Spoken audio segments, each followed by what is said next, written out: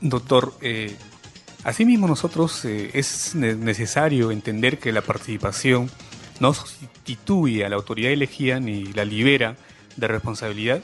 Asimismo, su objetivo primordial es brindar un soporte a la gobernabilidad y a la democracia, ¿no? ¿Establece nuestra Constitución relativos a la participación ciudadana o existe alguna ley sobre el particular? Sí, la Constitución, existen leyes especiales, hay una ley marco de participación ciudadana, perdón, y cada ente municipal y regional emite su propio reglamento. Entonces, la mayoría de los reglamentos son muy comunes realmente, muy comunes entre todos los gobiernos regionales y locales. Entonces, ¿qué se establece ahí, por ejemplo? ¿Quién es el agente participante? ¿Cómo se participa? ¿Cuántas reuniones hay que llevar a cabo? ¿En cuáles reuniones son de capacitación? ¿Cuáles son de desarrollo? ¿Cuáles son de ejecución?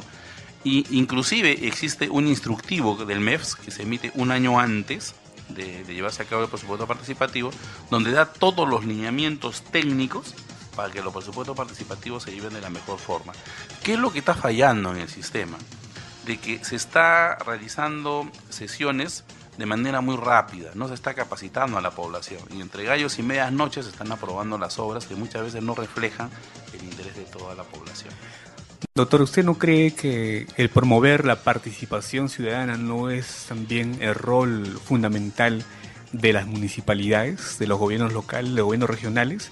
Porque creo que, en fin, ellos son los llamados a ser un ente activo, a impulsar el involucramiento de la ciudadanía.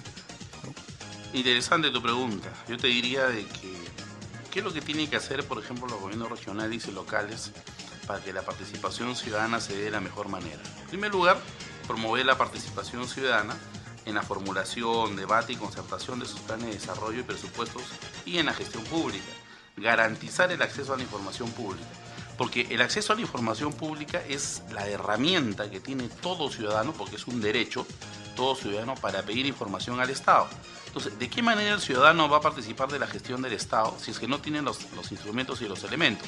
En consecuencia, el derecho a acceso a la información es un mecanismo por el cual el ciudadano accede a la información pública del Estado y participa. En consecuencia, se debe garantizar. Asimismo, se debe garantizar la conformación y funcionamiento de espacios y mecanismos de consulta, de concertación, control, evaluación y rendición de cuentas. La rendición de cuentas es una obligación legal para los gobiernos regionales y es una obligación moral para las municipalidades, pero muchas municipalidades están escapando a esta situación pues estrictamente moral y ética, ¿no? Porque a mayor transparencia, mayor éxito de cualquier gestión.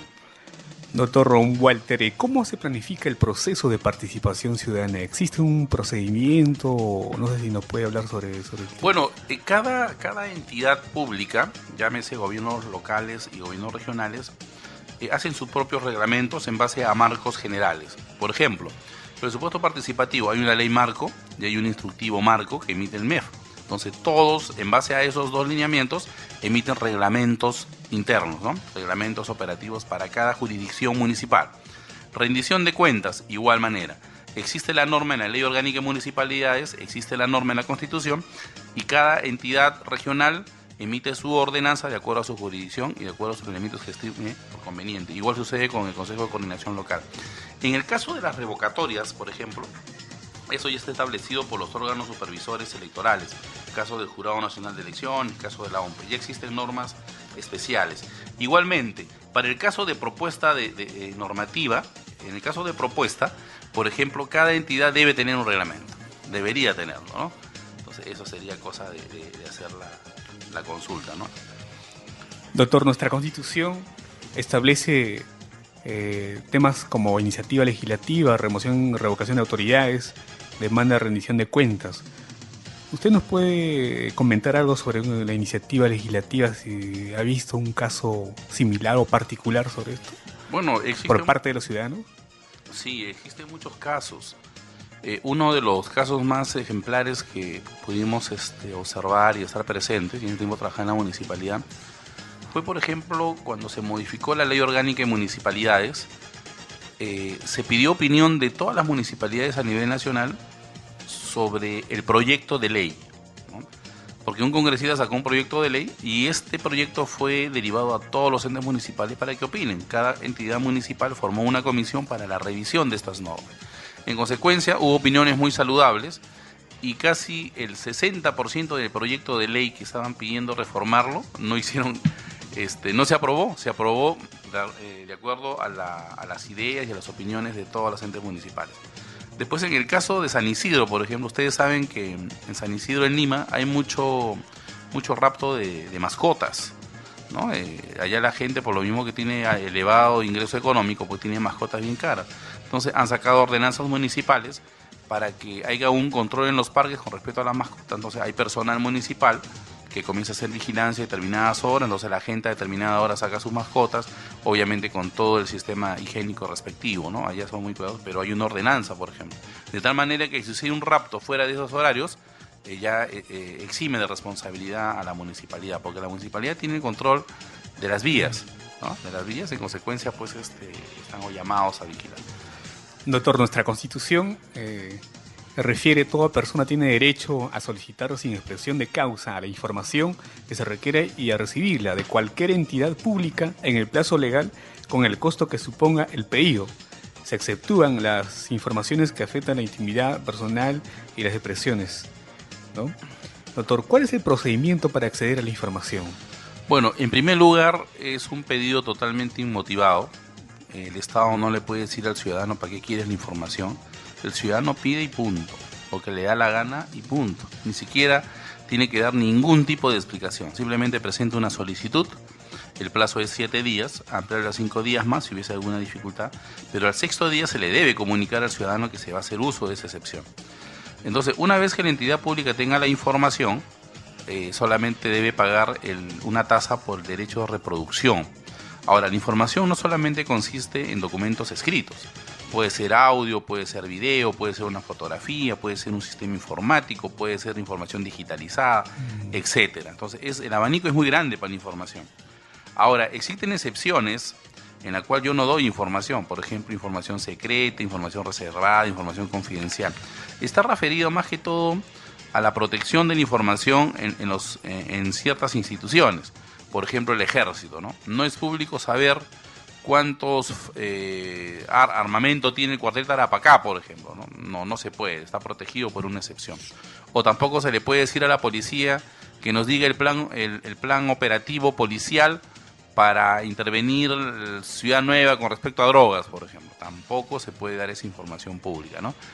Y en la información que nos interesa, que es respecto al Estado, la información confidencial, está referido a casos muy específicos, ¿no? Por ejemplo, los expedientes en trámite son públicos, pero lo que no se puede dar son los informes en la cual se refleja la estrategia del abogado en este caso, ¿no? Porque ustedes saben que en la administración pública los informes legales son los que determinan las resoluciones finales. En consecuencia, no se puede dar esto. Después, el caso de los procesos disciplinarios. Una vez, por ejemplo, que un funcionario cometa alguna inconducta funcional, cualquier ciudadano lo puede quejar. Una queja por inconducta funcional. Esa queja entra a un procedimiento que en muchos casos termina en las comisiones de procesos disciplinarios. Esto debe durar 30 días. La ley que dice: si pasados 6 meses no se ha resuelto este caso, esta información es pública. Después tenemos una excepción con respecto al derecho a la intimidad. Por ejemplo, las historias clínicas de los hospitales está protegido por este derecho, porque puede afectar la intimidad de las personas.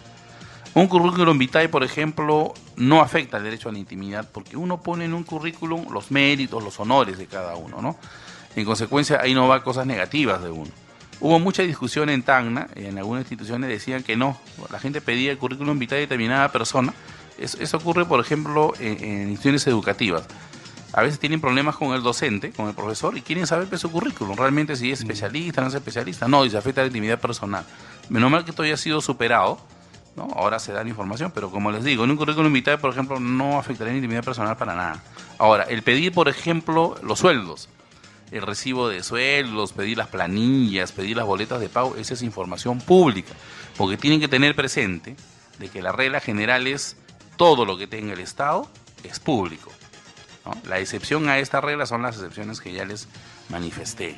En consecuencia, se presume que toda la información que contiene el Estado es pública. ¿Por qué? Por una razón bien simple. ¿Quién mantiene al Estado? Y no lo digo en el mal sentido, lo digo en el sentido de que el Estado vive en base a los impuestos que pagan todos los peruanos.